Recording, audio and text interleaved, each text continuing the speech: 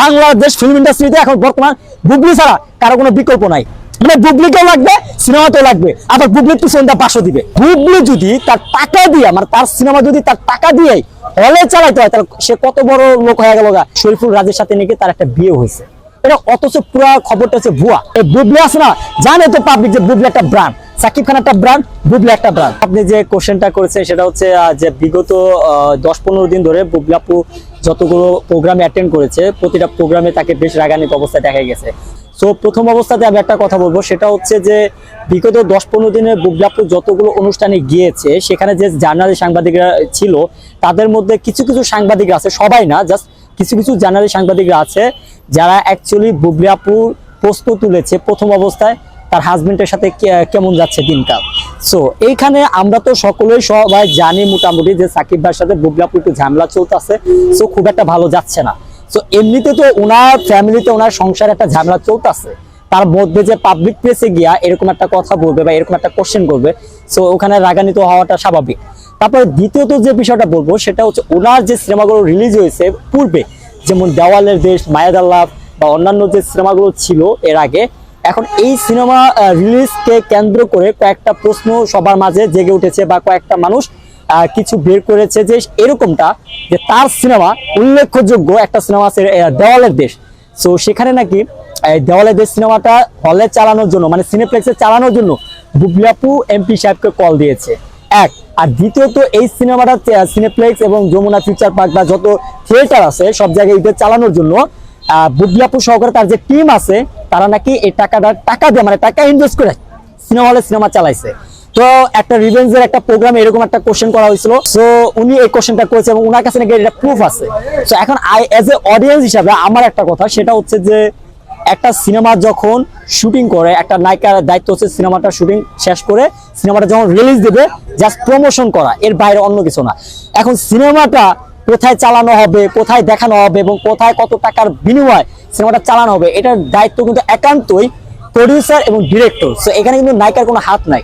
আমার কথা হচ্ছে এখানে একটা কথাই, সেটা হচ্ছে যে বুবলি যদি তার টাকা দিয়ে, মানে তার সিনেমা যদি তার টাকা দিয়ে হলে চালাইতে হয়, তাহলে সে কত বড় লোক হয়ে গেল, কত টাকার মালিক আছে, তাহলে সে কেন সিনেমা করবে? আমার প্রশ্নটা হচ্ছে এখানে একটা নায়িকার কাজ থাকে হচ্ছে একটাই, সেটা হচ্ছে একটা সিনেমার শুটিং শেষ করা, দেন সিনেমাটা যখন রিলিজ হবে তখন সিনেমা প্রমোট করা, প্রমোশন করা, এর বাইরে অন্য কোনো কিছু না। এখন এই সিনেমাটা কে টাকাটা চালাইছে বা কে কি করছে বা কোন হলে টাকার বিনিময় চালাইছে, এটা একান্ত প্রডিউসার এবং ডিরেক্টরের দায়িত্ব। সো কোশ্চেনটা প্রডিউসার কিংবা ডিরেক্টরের করা উচিত ছিল, সে তাকে কোশ্চেন না করে বুবলি আপুকে কোশ্চেন করেছে এবং বুবলি আপু সুন্দরভাবে সবার সামনে বলেছে আপনি একটু সামনে আসেন, যা সে সামনে গিয়েছে এবং বলেছে যে আপনার কাছে যত প্রুফ আছে এই বিষয়ে সব প্রুফ আপনি এখনই দেখাবেন, কেন আপনি কথা বলেন। সো একটা পর্যায়ে আমরা দেখেছি এমডি ইকবাল ভাই তার রিভেঞ্জ সিনেমা প্রমোশনে তিনি বলেছেন যে যে বিষয়টা গিয়েছে এটা নিয়ে আর কথা না বলাই। সো এই কারণটাই ছিল একটা কারণ, এছাড়া আরো অনেক কারণ আছে। আপনি কেন শ্যাম আহমেদের সাথে সিনেমা করলেন, এটা কোনো প্রশ্ন হইল? বুবলি আপু তো এর আগেও শ্যাম আহমেদের সাথে কাজ করেছে, একটা কাজ করেছিল টান, রায়হান রাফি। সো দর্শক যাকে যার সাথে যেভাবে দেখবে প্রডিউসার ডিরেক্টররা তাকে নিয়ে কাজ করবে, সেখানে তো বুবলির কোনো হাত নাই। আজকে যদি আপনার লাস্ট যে সিনেমাটা করছে শ্যাম আহমেদ ভাইয়ের সাথে জঙ্গলি, এই জঙ্গলি সিনেমা যদি বুবলিকে না নিয়ে অন্য একটা নায়িকাকে নিত, তাহলে তো ওনাকে গিয়ে এই কথাটা বলতো না শ্যামের সাথে কেন আপনি অভিনয় করলেন। এই বুবলি আছে না, জানে তো পাবলিক যে বুবলি একটা ব্র্যান্ড, সাকিব খান একটা ব্র্যান্ড, বুবলি একটা ব্র্যান্ড, সো দুইজনের দুইটা ব্র্যান্ড। আমার বুবলি ব্র্যান্ড দেখে বুবলি নিচে নামানোর লাগে যত কিছু করা যায় এক। আর বুবলি আপুর পার্সোনাল একটা রাগ আছে, সে রাগটা কি সেটা আমি বলতেছি। গত ঈদে তার একটা সিনেমা রিলিজ হয়েছে দেওয়ালে দেশ, সেখানে তার কোয়ার্টিস হিসাবে ছিল একজন শরীফুল রাজ, যাকে অনেকে লাইক করে অনেকে লাইক করে না। পার্সোনালি আমি ওনাকে লাইক করি না, বাট উনি অভিনয় ভালো করে এটা আমি স্বীকার করি, কিন্তু ওনার সাথে আমি আর কখনো দেখতে চাই না।